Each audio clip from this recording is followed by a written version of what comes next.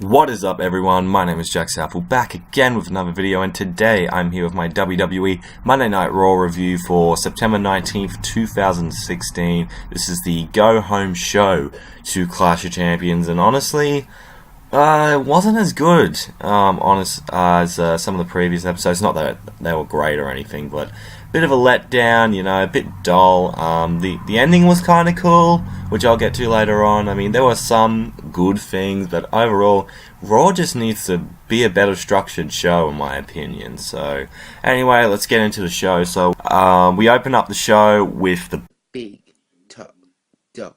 Roman Reigns. He comes out and fans boo instantly because it's Roman Reigns. And as soon as he's about to speak, thank God Stephanie McMahon comes out to interrupt him, and then Stephanie says some shit, and then Mick Foley comes out to interrupt and pretty much says that he needs to have a solution to Roman Reigns' problem because, he's pissed off at Triple H for screwing him over, and he's pissed off at Rusev for screwing him over last week, and everyone's screwing Roman. So Mick pretty much comes out that he's going to face Rusev for the United States title at Clash of Champions. Some people say, well, it doesn't make sense for Roman to instantly get a title shot, but hey, the pay-per-view's called Clash of Champions. Although there is a lot of truth to that he doesn't really deserve it, but hey. And Mick Foley's like, you got to prove to me, and make me think how the fans can boo you. Let me think. He's overpushed. His promos are fucking shit. That you pretty much write for him. He's not that impressive in the ring compared to some other wrestlers, but yeah, you get the idea. And so Mick Foley comes up with the idea, we're going to have Roman Reigns versus Kevin Owens again. And I'm like, really? Alright, Mick. Like, Stephanie was like, really, Mick? That's the best you can come up with? And they decide, you know what? And KO, he's not too fond of it as well. He comes out there, and I think Stephanie or someone like that announces instead it's going to be a steel cage match, which I'm like, yeah, sounds better. I did know Delexman, he mentioned on Twitter that he didn't like the idea because, why should Roman Reigns face Kevin Owens? It's just a cash in to get people to watch Raw. And I'm like, I'm not really complaining about, and said that this is just them blowing their load on a future Reigns versus Owens match, which I'm like, really? Like, well, when you split the brands in half, it's kind of hard, but I can understand where he's coming from. They could do a lot better, but like when you split your roster in half, it's kind of hard to find other opponents. But yeah, I can understand his frustration, although I don't think it's that bad. Like Kurt Angle and Chris Benoit used to have had a steel cage match on Raw once, and that didn't affect their feud in the future. So, oh well. We'll get to that match later on in the night, but instead we have Seth Rollins taking on Rusev. And I think it's pretty clear that Seth Rollins is a babyface at this point. Stared down Owens and all that, raised his hands, fan cheered him. And I don't know, he hasn't really showed anything as of right now at this point of the show that showed he was like a true babyface until later on in the match. I remember, so Rusev was talking a bit of shit about Foley's family and all that, like backstage before he went out there. And so they were having their match, normal, typical match, and they lose by double count out. Yay! But don't worry, it gets better because they fight near to the announce table, which I think is the first time they've done it since the announce table has been moved over to the stage area. Seth pretty much takes off the top bit. Rusev's on the ground, on the outside ground, and he jumps off the announce table and lands on Rusev, which was pretty fucking cool. Yeah, I think, is this going to be his thing to show he's a babyface, or just jumping off incredibly high things? Well, then again, that's what got him big pops when he was in the Shield as a face, so yeah, I think it kind of reminds me of like Jeff Hardy. He would do these insane, crazy feats of athleticism, to get the fans behind him, and this was before he became Brother Nero. Oh, man. But anyway, that was pretty cool of Seth Rollins, and we will see him later on in the night. Then we end up getting Sasha Banks and Bayley taking on Charlotte and Dana Brooke in some tag team action. They bring up the fact about the double pin last week, and pretty much Charlotte was like, they brought it up tonight, even though they didn't bring it up last week, which is just stupid. But, Charlotte's like, hey, look, double pin. Did you see that, Mick? Did you see that? And Mick's like, alright, we're going to have a triple threat for the Raw's Women's title. Charlotte versus Sasha versus Bayley. So I'm like, alright, that's all good. Because Dana kind of came up with the idea, well, maybe Charlotte could beat both Sasha and Bayley and made them lose to her or something like that. And, of course, Charlotte's not happy and pretty much pushes Dana. Like, Dana is going to snap eventually. And she's going to have a match for the Raw Women's title eventually. I say drag this on until Hell in a Cell is at the next Raw pay-per-view. Have Dana snap completely on Charlotte, have her turn face, and have them have a match at Survivor Series or something. Make Survivor Series a lot more meaningful. Then we get to actually the Sasha Bayley match and all that. The tag match doesn't happen yet, but instead we have Chris Jericho backstage to Mick Foley, and he says, you know what, I don't like you, and I know you've never liked me in the whole time you've ever met me. And then Foley's like, well, I offered Paul Heyman when I saw you in Japan, to come and work for him, so back in ECW and all that.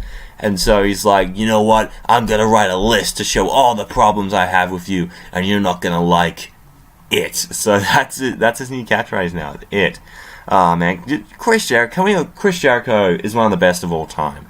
I will not take anyone's shit. If you don't think at least Chris Jericho is one of the best of the modern era, we can't be friends. I'm sorry, we can't be friends.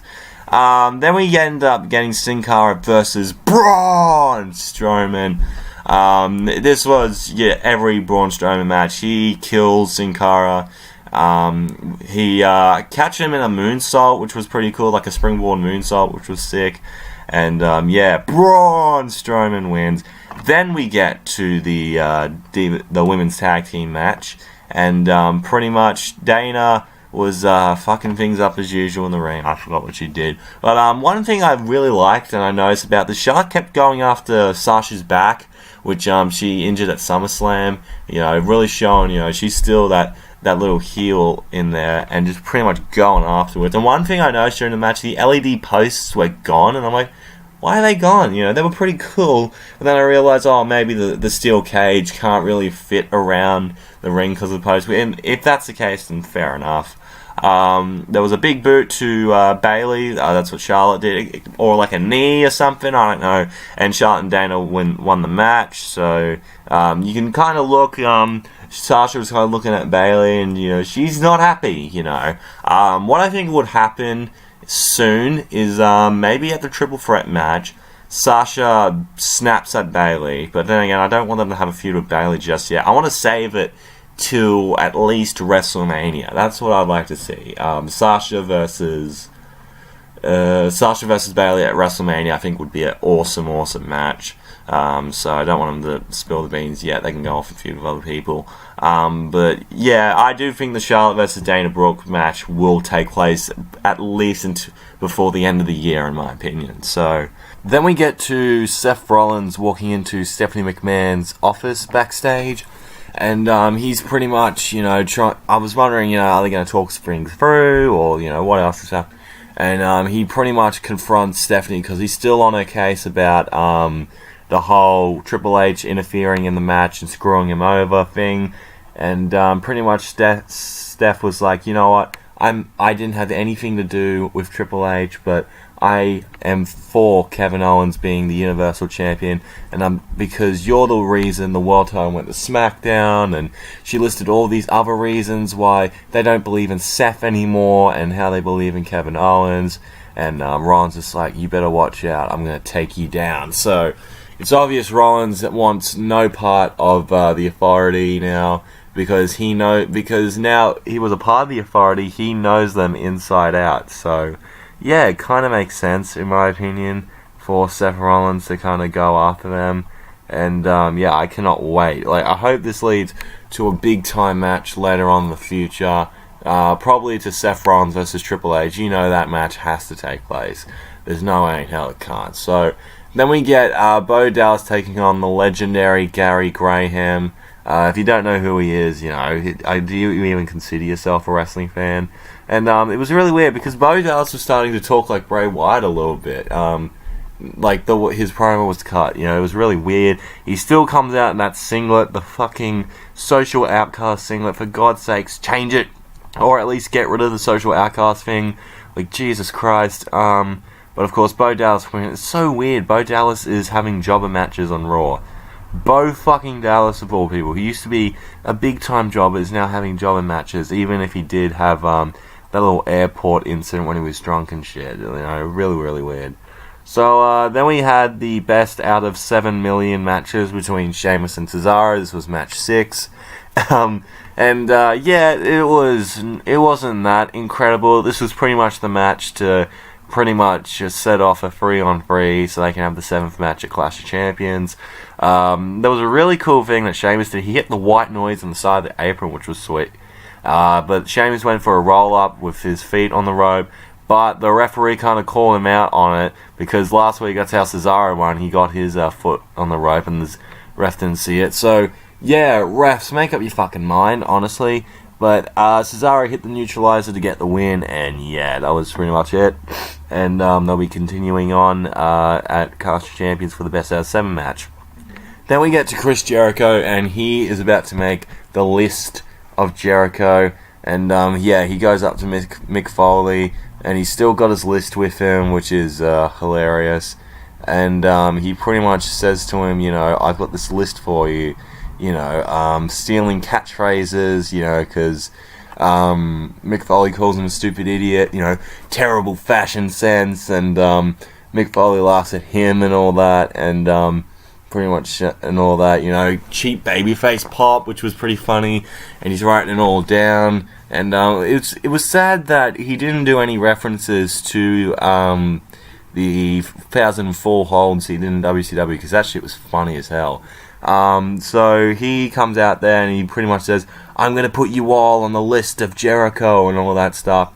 But then Enzo and Cass came out to interrupt because reasons, I don't know. And pretty much they're talking about best friends and how, Chris and KO and all that shit. I didn't really know. But Flower Sniffers, the Primo and Epico came out, no one gave a fuck. And New Day came out. And everyone was pretty much happy to see them. And Xavier plugged his iPhone 7 competition. And Jericho's just writing all of this down on his list. And, Gallows and Anderson come out. They just talk a bunch of shit. And so half of the tag team division are there. And Jericho's like, I'm putting you all on the list. You're all a bunch of jabronis and stuff like that. And then Sami Zayn comes out and attacks Chris Jericho. Now everyone has a big fight. And it was funny because Xavier was filming this on his, not his YouTube channel, but on his Twitter account, and sent it to WorldStar, which I thought was funny. And they ended up having a lazy 10-man tag that meant absolutely nothing. Jericho decided to wrestle in his tight pants, which is weird because I figured he'd have his trunks there, but no, he's wearing tight pants. You're a legend when you can have a great match in tight pants, And pretty much Biggie spanked a wrestler, which was weird. And there was a hot tag to Big Cass, which, he's the master of the hot tag, man. And Sunset Flip reversal by Kofi, which was pretty cool. And there was a Haluva kick to Primo. He was meant to hit Jericho. But Enzo and Cass hit the Bada Boom Shakalaka, and the babyfaces win. So sweet. Then we finally get to the Cruiserweights, which we'd been waiting all night for. When are the Cruiserweights coming out? When? They're finally here, and Mick Foley introduces them all. He gets a bit tongue-tied at the start, but, it's all good. So we end up having a Fatal 4-Way match. Rich Swann, Grand Metalik, Cedric Alexander, which I remember from Ring of Honor, which was pretty cool. And I've heard of Rich Swann before.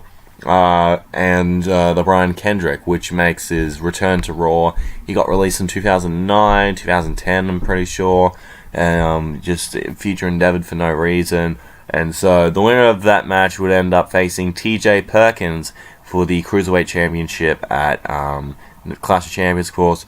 TJ Perkins won the Cruiserweight Classic last week in the match with Grand Metalik. He ended up beating, I think, Kota Ibushi.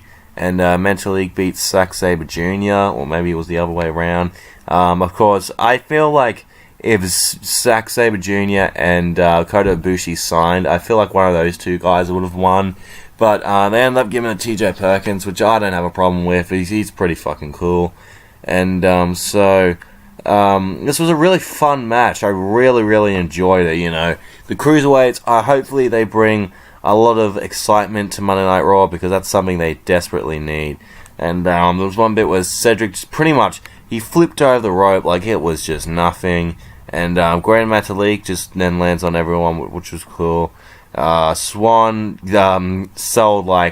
got thrown into the barricade, but he kind of did a front flip while he was doing that, which was funny. And Rich Swann, he pretty much he jumped twice in the ring, then he did a standing 450, which was cool. He was pretty much treating the ring like it was a fucking trampoline. It was cool.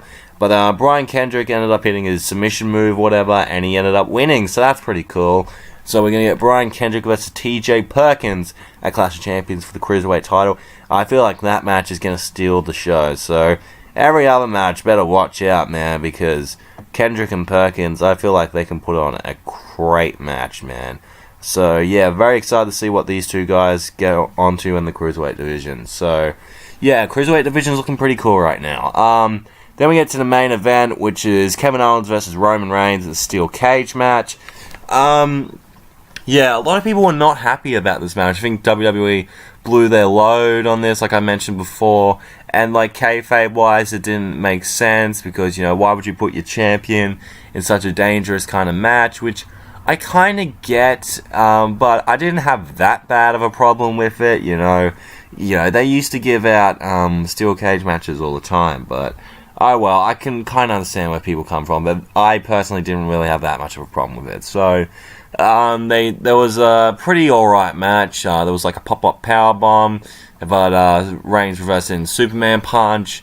There was like a Superman punch off the cage, while pretty much Owens was ramming his head on the top, and both men try to escape at the same time, but like Roman ends up getting out like a millisecond before Kevin Owens does and wins the match, which I thought was a pretty smartly booked thing, in my opinion. Makes both guys look strong, which I was kind of worried about going in. It's like, are they going to look strong? But they ended up doing it, which was fine. And then Rusev comes in and pretty much beats up Roman Reigns. I think Owens kicked the door in Roman's face, and they chain up.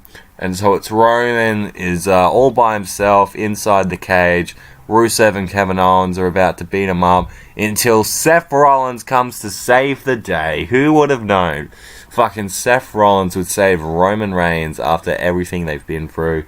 He climbs up onto the cage, gets to the top, he flies off of the fucking cage and lands on Owens and Rusev. So that's how we ended the show. Pretty cool way to end the show, in my opinion.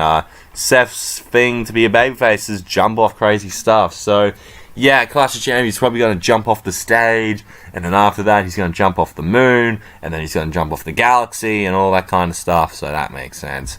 And kind of show, in my opinion. It wasn't that exciting to get me pumped up for Clash of Champions. However, Seth Rollins diving on the stuff is awesome. The Cruiserweight stuff I cannot wait for. Cruiserweight Classic was really, really good.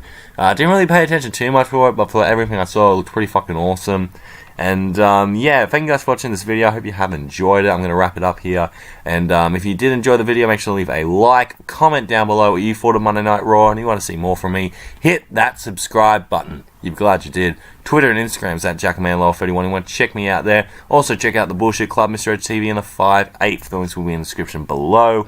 Thank you so much for watching. I'll see you for my Clash of Champions predictions video, and I am out in 3, 2, 1.